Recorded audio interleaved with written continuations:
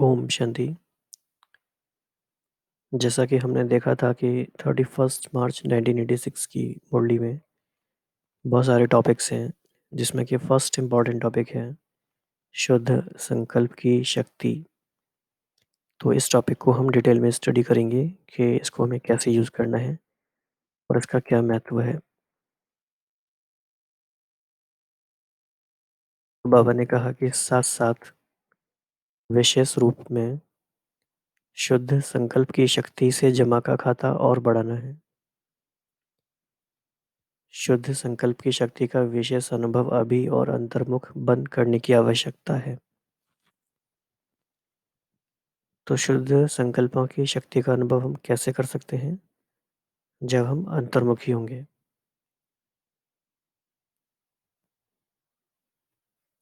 तो शुद्ध संकल्पों की शक्ति सहज व्यर्थ संकल्पों को समाप्त कर दूसरों के प्रति भी शुभ भावना, शुभ कामना के स्वरूप को परिवर्तन कर सकते हैं।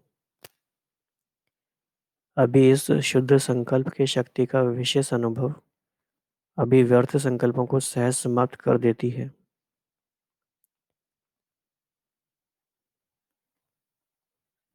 तो न सिर्फ अपने व्यर्थ संकल्प, लेकिन आपके शुद्ध संकल्प दूसरों के प्रति भी शुभ भावना, शुभ कामना के स्वरूप से परिवर्तन कर सकते हैं। तो अभी इस शुद्ध संकल्प के शक्ति की स्वयं के प्रति भी स्टॉक जमा करने की बहुत आवश्यकता है। तो ये बात हमें क्लियर हो गई कि शुद्ध संकल्पों की शक्ति हमें जमा करनी है, अंतर्मुखी होकर करनी है। और इससे क्या फायदे होते हैं कि हमारे व्यर्थ संकल्प भी समाप्त हो जाएंगे और औरों के भी हो जाएंगे। कैसे लेकिन? तो मुरली सुनना यह लगन तो बहुत अच्छी है। मुरली अर्थात खजाना। तो मुरली की कितनी अच्छी डेफिनेशन है, मुरली अर्थात खजाना। तो मुरली की हर पॉइंट को शक्ति के रूप में जमा करना, ये है शुद्ध संकल्पों की शक्ति को बढ़ाना। शक्ति के रूप में हर का समय कार्य में लगाना। अभी इस विशेषता का विशेष अटेंशन रखना है। तो मुरली की हर पॉइंट हमारे अंदर शक्ति भरती है। It has to be very very clear. शुद्ध संकल्प की शक्ति के महत्व को अभी जितना अनुभव करते जाएंगे, उतना मनसा सेवा के भी सहज अनुभवी बनते जाएंगे।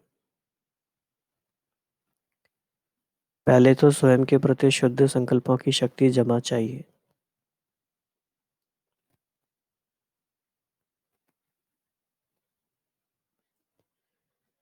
और फिर साथ साथ अभी आप सभी बाप के साथ विश्व कल्याणकारी आत्माएं, विश्व परिवर्तक आत्माएं हो, तो विश्व के प्रति भी यह शुद्ध संकल्पों की शक्ति द्वारा परिवर्तन करने का कार्य भी बहुत रहा हुआ है। यानी हमारे पास जो विशेष तरीका है, विधि है, वो है शुद्ध संकल्पों की। और क्योंकि शुद्ध संकल्प हमारे हैं, तो ये हमेशा हमारे कंट्रोल में है। फिर बाबा ने ब्रह्मा बाबा का एग्जाम्पल दिया है। जैसे वर्तमान समय ब्रह्मा बाप अव्यक्त रूपधारी बन शुद्ध संकल्पों की शक्ति से आप सबकी पालना कर रहे हैं।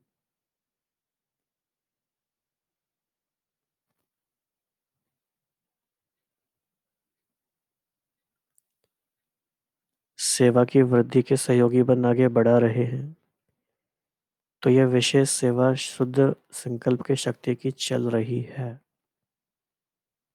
कितनी अच्छी बात है ये। शुद्ध संकल्पों की शक्ति की सेवा चल रही है। तो ब्रह्मा बाप समान अभी इस विशेषता को अपने में बढ़ाने का तपस्या के रूप में अभ्यास करना है। कितनी कमाल की बात है ये।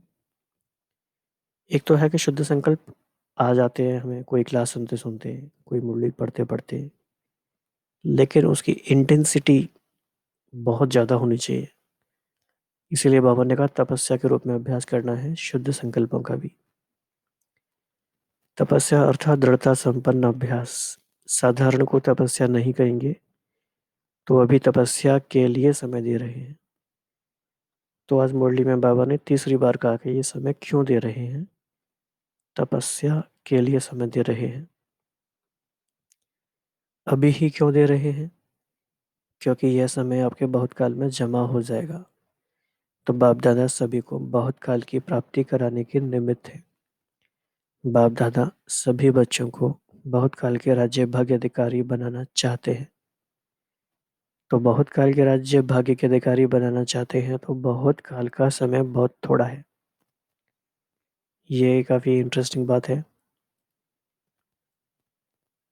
इस पे फोकस करेंगे तो समझ पाएंगे कि बाबा क्या कहना चाह रहे हैं। तो हर बात के अभ्यास को तपस्या के रूप में करने के लिए यह विशेष समय दे रहे हैं। तो हम सबका तीव्र पुरुषार्थ का अप्रोच क्या है कि हर चीज़ एक तपस्या के रूप में होनी चाहिए। मतलब उसकी इंटेंसिटी बहुत हाई होनी चाहिए। साधारण कोई ढीले ढीले चल के करने से काम नहीं होता है कुछ भी। क्योंकि ऐसा समय आएगा जिसमें आप सभी को दाता और वरदाता बन थोड़े समय में अनेकों को देना पड़ेगा।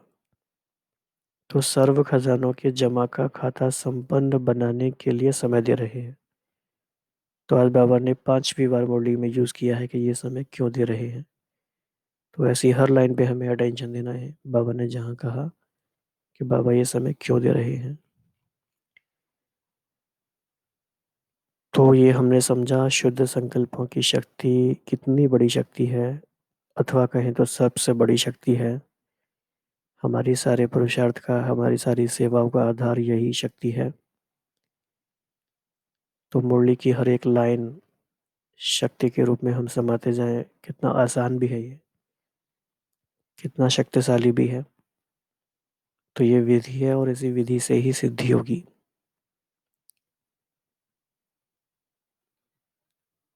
तो इसको हमें बार बार समझना है, सुनना है, अभ्यास करना है। और आपको लगता है कि ये किसी और भाई बहन के को हेल्प कर सकती है किसी बात में, तो उनको भी बाबा की इस बात को समझाने में उनको मदद करना है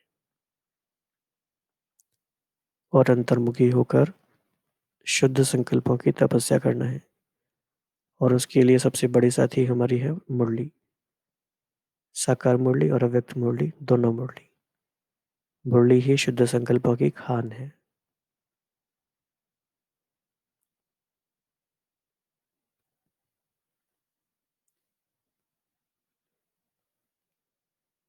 ओम शांति।